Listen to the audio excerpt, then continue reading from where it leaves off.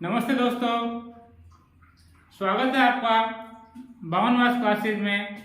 आज हम पढ़ने वाले हैं संज्ञा प्रकरण में संयोग संज्ञा और संयुक्त संज्ञा। इससे पहले हम इत संज्ञा पढ़ चुके हैं। ये दोनों संज्ञाएं अलग अलग है, लेकिन दोनों को साथ पढ़ाने से ज़्यादा अच्छी तरह समझ में आएगी, इसलिए मैंने दोनों को एक साथ पढ़ाने का प्रयास किया है। पहली है संयोग संज्ञा, दूसरी है संयुक्त संज्ञा। जब आपने स्वर संधि पढ़ी होगी तो स्वर संधि से पहले जो एक सूत्र आता है वो सूत्र आता है आपका पर सन्निकर्ष संहिता। उस समय आपने सूत्र ध्यान से पढ़ा होगा कि जो स्वर संधि है वो संहिता संज्ञा के निर्देशन में ही होती है। तो चलो शुरू करते हैं। संयोग संज्ञा और संयुक्त संज्ञा। वैसे वर्णमाला में दो प्रकार के वर्ण होते हैं, स्वर और व्यंजन। उनमें आप ये देखें, ये जो संयोग संज्ञा है इसमें है हलो, अनंतरा, संयोग है। हल अर्थात व्यंजन, अनंतरा जो बिना किसी व्यवधान के आए वो संयोग कहलाते हैं। कहने का तात्पर्य जब दो व्यंजन बिना किसी स्वर के व्यवधान के एक साथ आ जाएंगे तो वहां पर उसे संयोग संज्ञा माना जाएगा। इसकी वृत्ति है अज्वी अव्यवहिता हला संयोग संज्ञा शु। अज्वी, अज्वी मतलब अच, अच मतलब स्वर, अर्थात स्वर से अव्यवहिता जो व्यवधान रहित हो, अर्थात जिसमें स्वर का व्यवधान नहीं हो, ऐसे हल अर्थात व्यंजनों की संयोग संज्ञा शु संयोग संज्ञा होती है।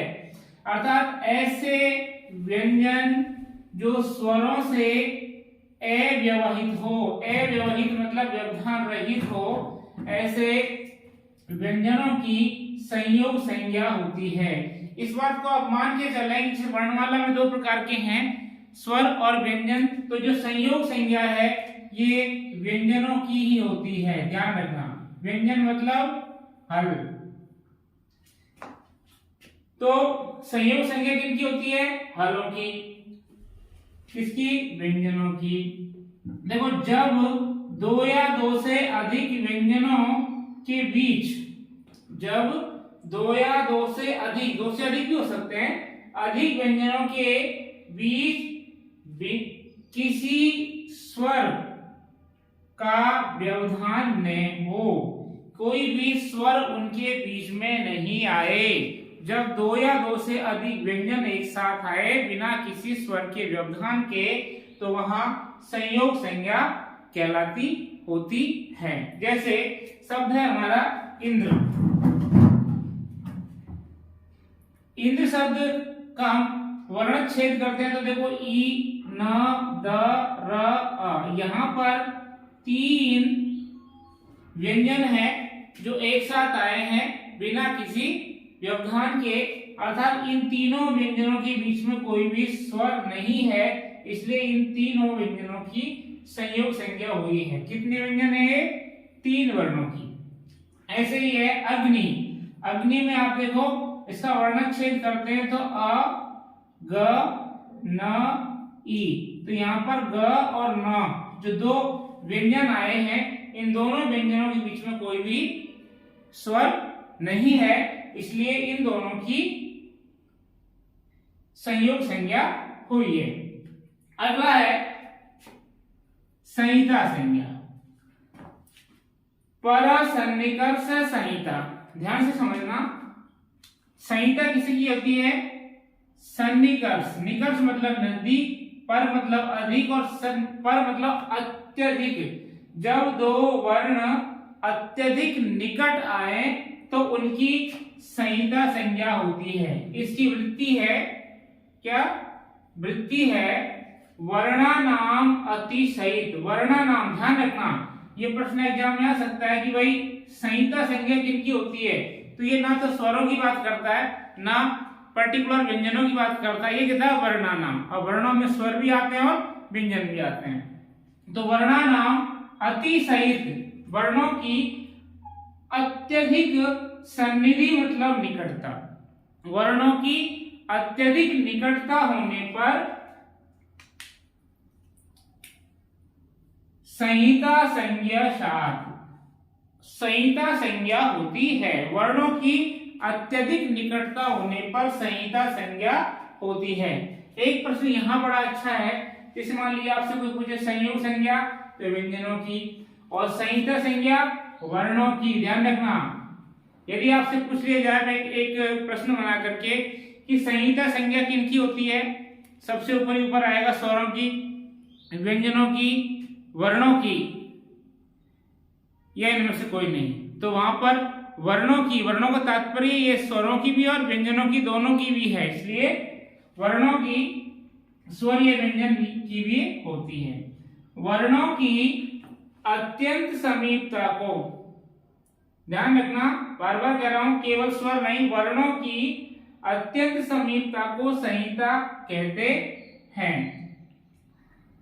और इसमें आधी मात्रा के उच्चारण के समय से अधिक व्यवधान नहीं होना चाहिए। अब आधी मात्रा का तात्पर्य आप समझें कि जब हम गुरु लघु पढ़ते हैं तो आधी मात्रा, एक मात्रा, दो मात्रा, आधी मात्रा वाले होते हैं व्यंजन, एक मात्रा वाले होते हैं लघु स्वर, और दो मात्रा वाले होते हैं दीर्घ स्वर। तो यहाँ ही पहले कह रहा है आधी मात्रा के उच्चारण के समय से अधिक व्यवधान नहीं होना चाहिए। जैसे विद्या प्लस आलय, अब विद्या के सामने क्या है आ, और सामने क्या है आलय का आ, तो आ प्लस आ, यहाँ पर दो स्वर आए हैं बिना किसी व्यंजन के व्यवधान के। तो आ प्लस आ किसकी है, इसको हम बोलेंगे संहिता संज्ञा। ऐसे रमा प्लस ई, रमा के सामने क्या है आ और सामने क्या है ई, तो आ प्लस ई दो स्वर आए हैं बिना किसी व्यंजन के व्यवधान के, तो इनकी कौन सी संज्ञा होगी, संहिता संज्ञा। ऐसे ही इति प्लस आदि, अब इति के सामने क्या है ई, आदि में आ, ई प्लस आ बराबर, ये ई के स्थान पे ये हो जाता है, वैसे यड़ संधि है, लेकिन हम पढ़ रहे हैं संज्ञा, तो इसमें कौन सी है संहिता संज्ञा। तो अब इसका पूर्णतः निचोड़ ये निकल के आता है कि संहिता और संयोग संज्ञा पढ़ाना एक साथ अनिवार्य इसलिए होता है कि इनमें से कई बार कंपैरेटिव में अध्ययन करेंगे तो बड़ा महत्वपूर्ण क्या नाम है वो बिंदु सामने आते हैं कि संयोग संज्ञा केवल व्यंजनों की होती है, संहिता संज्ञा स्वर और व्यंजनों की होती है। लेकिन ध्यान रखना, जो अपनी स्वर संधि होती है वो स्वर संधि इसी संहिता संज्ञा के सानिध्य में होती है, पर सन्निकर्ष संहिता। तो नमस्ते दोस्तों, प्रश्नोत्तरी शुरू करते हैं। आज आपने जो पढ़ाया उसके बारे में आपने कितना याद किया या कितना आपको समझ में आया, उसके उत्तर जैसे जैसे प्रश्न बोलूँ आप कमेंट सेक्शन में लिखते जाएं। पहला प्रश्न है, पर सन्निकर्ष संहिता सूत्र कौन सी संज्ञा करता है, आप बताएं। दीर्घ संज्ञा, पररूप संज्ञा, संयोग संज्ञा, संहिता संज्ञा। तो इसका राइट आंसर है, इसमें लिखा है पररूप सन्निकर्ष संहिता सूत्र संहिता संज्ञा करता है। अब अगला प्रश्न, संहिता संज्ञा के अंतर्गत किसकी समीपता होती है, संहिता संज्ञा में अत्यंत समीपता किसकी होती है। बड़ा महत्वपूर्ण प्रश्न है। स्वरों की, व्यंजनों की, वर्णों की या शब्दों की। आपने पूरा वीडियो ध्यान से देखा है तो इसका उत्तर दें और कमेंट सेक्शन में लिखें स्वरों की, व्यंजनों की, वर्णों की और शब्दों की। तो इसका राइट आंसर है वर्णों की। तो इसका राइट आंसर होगा वर्णों की। ध्यान रखना, स्वरों की नहीं कर रहे इसमें, वैसे संहिता जो संहिता संज्ञा के अंतर्गत स्वर संधि पूरी आती है, लेकिन यहाँ पर संहिता संज्ञा के अंदर अत्यंत समीपता किसकी होती है, तो उसका राइट आंसर होगा वर्णों की। तीसरा प्रश्न पर आते हैं।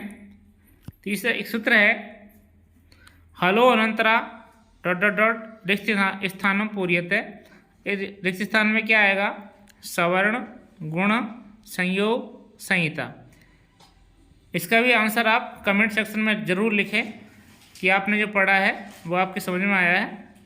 तो पहला उत्तर है सवर्ण, दूसरा गुण, तीसरा संयोग संज्ञा या संहिता संज्ञा। तो इसका राइट आंसर है संयोग संज्ञा।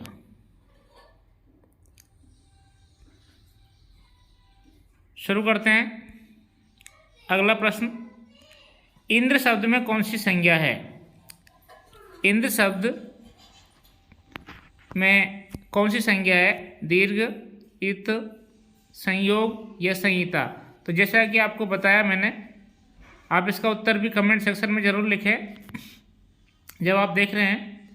तो इंद्र मैं आपको जब पढ़ाया तो इसमें बीच में न, द, रे तीन जो वर्ण है व्यंजन वो एक साथ आ रहे हैं बिना किसी स्वर के व्यवधान के। तो इसका राइट आंसर हो जाएगा संयोग संज्ञा। राइट आंसर संयोग संज्ञा। अगला प्रश्न है, इति प्लस आदि इसमें कौन सी संज्ञा है? इति प्लस आदि, दीर्घ, इत, संयोग या संहिता। अब इति के अंत में ई है और सामने आ है, तो दोनों ही स्वर है बिना व्यंजन के व्यवधान के आए हैं, तो यहाँ पर संज्ञा होगी। आप इसका उत्तर भी कमेंट सेक्शन में लिखें। तो इसका राइट आंसर है संहिता संज्ञा। सूत्र है परसन्निकर्ष संहिता। उसमें लिखा है कि वर्णों की अत्यंत समीपता। तो यहाँ पर दो जो स्वर हैं अत्यंत समीप आए बिना किसी व्यवधान के। तो धन्यवाद मित्रों, ये थी आज की प्रश्नोत्तरी। तो धन्यवाद आप सभी का वीडियो को पूरा देखने के लिए। इसी तरह के वीडियो आपको मिलते रहेंगे, और आपको हमारे द्वारा बनाए गए ये वीडियो, ये क्लास पसंद आई हो तो इस चैनल को लाइक करें, शेयर करें और सब्सक्राइब करना न भूलें, और अपने मित्रों के साथ इसको अधिक से अधिक पहुंचाएं। धन्यवाद, आपका दिन शुभ हो।